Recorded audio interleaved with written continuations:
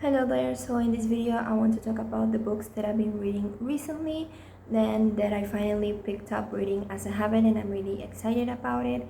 These first books are the ones that I read before I started picking reading as a habit when I tried but it didn't really work out, and then I'm gonna show the books that I've been reading in this past 2 months or have 1.5 that I've been reading.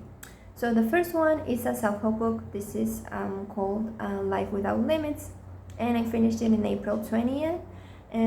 This is the book that I realized that I can actually read and that I can enjoy the habit of reading, because I read this a lot faster than I was expecting, and I enjoy just sitting in my bed with my dog beside me and just reading, right? It wasn't eye-opening or anything. It was just another self-help book, I guess. But yeah, I enjoyed it and I wanted to keep reading more books. So the next one is called Elena Knows, and this one I started it on some point last year and I finished it on May 9, 2025. So I took a long time to finish it. Even though it wasn't really long, I gave it 3 stars. The previous one I gave it 3 stars as well. 3 stars is like it was okay. I wouldn't recommend it. I didn't hate it, but it was okay. Yeah. So this is about Elena, a 63-year-old with Parkinson's, set out to uncover the truth behind her daughter's death, confronting memory, guilt, and justice along the way. So yes, this one has a movie as well. I watched the movie and yeah, it was okay. Next one is Frankenstein, the classic. I gave it 4 stars and I finished it on May 20th. This is, if anyone doesn't know about what Frankenstein is, and that's okay because I didn't really know about it before. I thought the Frankenstein was the monster, but the monster is just called the monster. So yes, it's a timeless tale of creation and consequence. Frankenstein asks what it means to play God and be human. Yeah, I really like this book because of the emotions that the monster portrays. And yeah, I find really interesting the fact that the monsters start feeling all of these emotions that are really relatable regarding of how old the book is. And yeah, I just find it really interesting that the monsters talk about all of these feelings that are really relatable nowadays, and I guess the emotion don't change regarding of the year.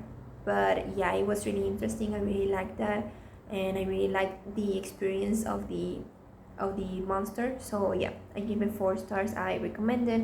And with this one I also realized that I want to read more classic books. Next one is The Only One Left by Riley Sager, and this one I started it in May 2024, and I finished it in June 2025. Yes, so I took a long time, more than a year, to read this, because I started it on May. Let's say I constantly read it on May of 2024, but then I totally stopped and I picked it up until maybe like May of this month. And because I took a long time to read, I wasn't in the habit yet. I just finished it until June, and I really like this book, but in the end was why I didn't give it 4 stars or more, because there's too many twists, like too many, and they are like reaching too much. I know some people like this, like all over the place twist, but I didn't enjoy it that much.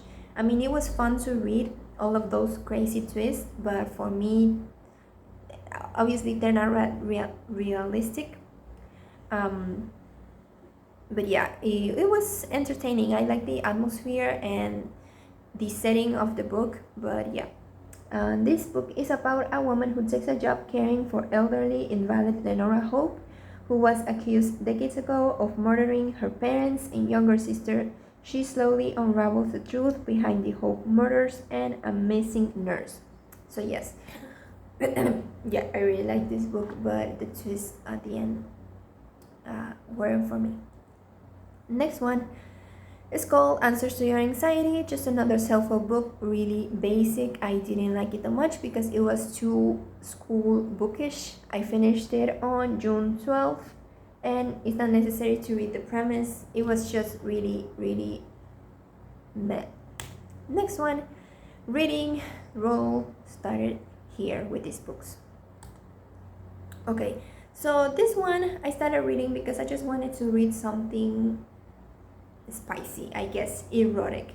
And I started reading it, and it wasn't really my thing, but I wanted to see what happens because the story is about Gemma, a bold sex chat operator, finds herself drawn into a secretive and intense romance with Jason, a Premier League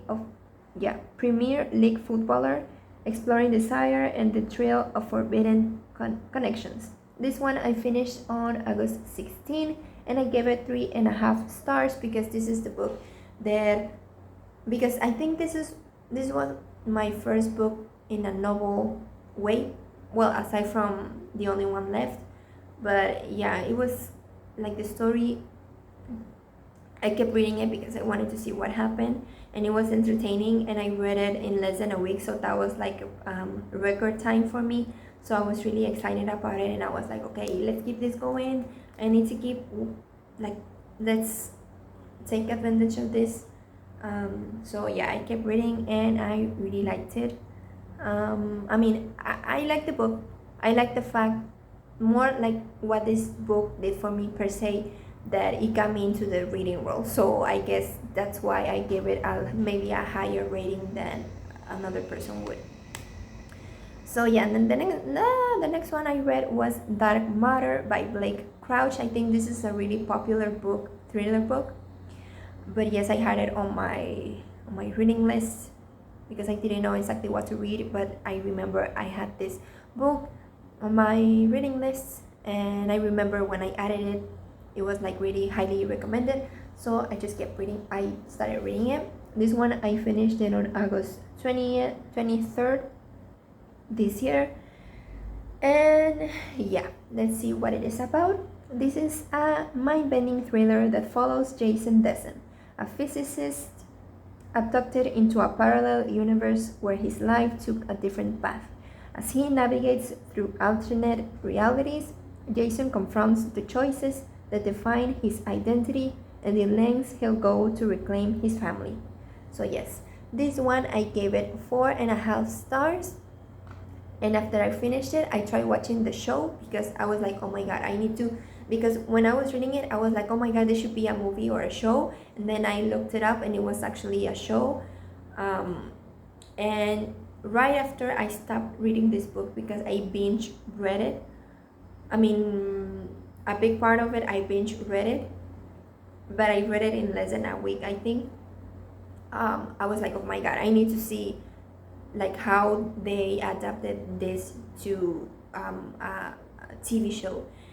And I watched maybe like 2.5 episodes, and I wasn't really getting into it. I think it was kind of disrupting the scenery that I had pictured in my mind, so I prefer to just leave it as what I had in my mind than what the TV show portrays in the TV show, in the movie or in the TV show. Yeah, I don't know how to explain it, but yeah, I just prefer to stay with what I picture in my mind while reading it than what they portrayed in the TV show. Yeah. So yeah, and this book is, oh yeah, I already read it. But yeah, I really like this book. It was really entertaining. I recommended it to my sister. And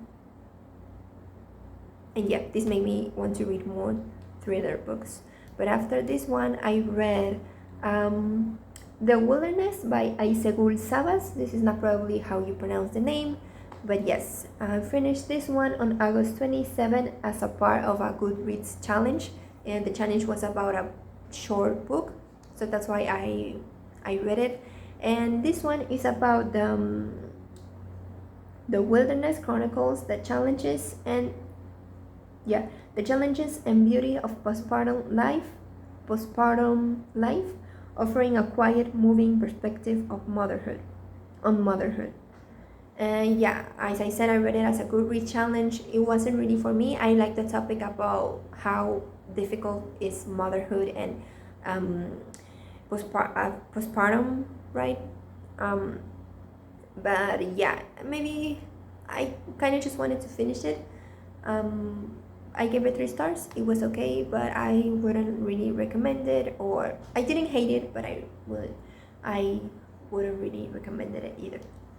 So the next one is the famous book, I think, that is really famous or really well known, is My Year of Rest and Relaxation by Otessa Moshfegh, and I gave it 4 stars. I finished it on August 30th, 2025, and this is about us seeking to shut out the world. A woman embarks on a year of isolation and pharmaceutical-induced slumber, uncovering dark truths about herself and the life she's avoided. Yes, I really like this one. I know before I read this book, I seen others people other people's reviews, and they said they didn't really like it, that they find it pointless and whatever. But I still decided to read it because the topic of the book was really interesting for me. So I decided to read it, and I don't regret it at all. I really liked it, and I would recommend it if I see someone who likes the kind of thing that I like. Yes. The next one was Beautiful Ugly by Alice Finney. I finished this one on September 3rd, and I gave it 3.75 stars. This one is about a psychological thriller. Beautiful Ugly follows best-selling author Grady Green as he retreats to a remote Scottish island after his wife vanishes, confronting grief, obsession, and disturbing mysteries. So yes, this took place, as the description says, in a little Scottish island, and I enjoyed it. It wasn't like I couldn't stop reading. Maybe just the last chapters. It was okay. I enjoyed it. I like the little dog that is the main character companion. But yeah, I liked it. It was entertaining. I liked it a bit more than, what was the other one that I read? Oh no. Yeah, I liked it more than the next one that I read, which is None of This Is True, which is, I think, another popular thriller book. This is by Lisa Jewell, or Jewell, I don't know how to pronounce that. And yes, I finished this one on September 9th of this year, and I gave it 3.5 stars. This one follows two women caught in a web of lies and dangerous obsession, exploring betrayal, trust, and the shocking outcomes of long hidden secrets. So yes, this one, I liked it, but it wasn't really like this one. It wasn't really like in the last chapter they reveal everything. Maybe they reveal this a little after the 50 mark, after the first half, after the half of the book. But yes, it wasn't, I didn't enjoy it as much. This one also wasn't like, oh my god, but I enjoy more this one than this one. It was okay, it was entertaining, but I wouldn't recommend it. Okay, and now what I'm reading. So right now I'm reading Die My Love, or Mátate Amor. I'm reading the original Spanish because I speak Spanish, is my first language. So because the original book is in Spanish, I prefer to read the original version. So yes, I'm reading that one, and that is about a visceral psychological novel. Mátate Amor follows an unnamed new mother in rural France, battling postpartum depression and psychosis. Her inner turmoil erupts in violent fantasies and emotional chaos, exploring themes of motherhood, isolation, and identity. So yes, I'm reading it right now, but I'm finding it a little difficult to keep reading. Like, it's not like, oh my god, I want to keep reading. I mean, I do want to finish it and I want to see what happens, because I want to see the movie that is going to come out, I think this year or or next year. But it really sounds like up my alley, the movie, and so that's why I decided to read the book. So yeah, and the other one that I'm reading right now, because I'm finding it a little difficult to read this one, decided to read another one at the same time, which is called The Unmaking of June Farrow, and this is about a woman that risked everything to end her family's centuries-old curse, solve her mother's disappearance, and find love in this mesmerizing novel. This is magical realism. I think that's how you call the genre. More like fantasy, I guess. I wanted something a little lighter to read, and more just for entertainment. So yeah, that's what I'm reading right now and what I've read so far. I'm excited. I started my reading journey and I'm finally picking it up as a habit. So yes, if you watch this, thank you. And yeah, if you have any book recommendations according to my ratings and my ratings, I'm open always to adding more books to my TBR. So yes, thank you if you watch this, and yeah.